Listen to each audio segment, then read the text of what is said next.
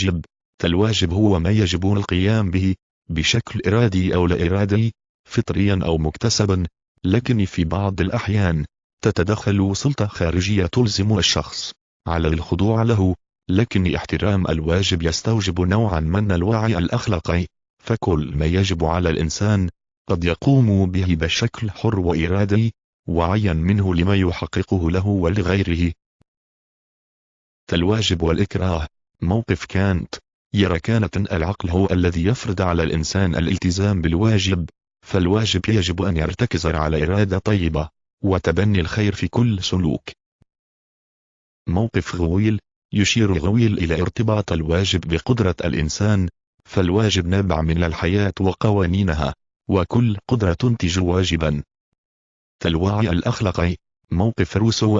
يرى روسو أن احترام الواجبات فطري في الإنسان، أي أن الإنسان يعرف الخير بشكل فطري، ولا يحتاج للدين والمجتمع والثقافة ليعلمه ذلك. موقف نيتشه. يعتبر نيتشه العلاقات الاجتماعية هي التي تؤدي إلى الوعي الأخلاقي، وبالتالي احترام الواجب وتأنيب الضمير أحد أهم مظاهر الوعي الأخلاقي. الواجب والمجتمع.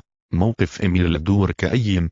سلطة المجتمع تتأسس على احترام الواجب حسب إميل، أي أن المجتمع يفرض رقابته على الناس لكي يقوموا بالواجبات. موقف برغسون. يؤكد برغسون على ضرورة توفر سلطة المجتمع من أجل احترام الواجبات، ويجب الانفتاح على الواجبات الكونية التي تتجاوز انغلاق المجتمع. الحق والعدالة. يندرجون الحق ضمن علاقات اجتماعية، فالحق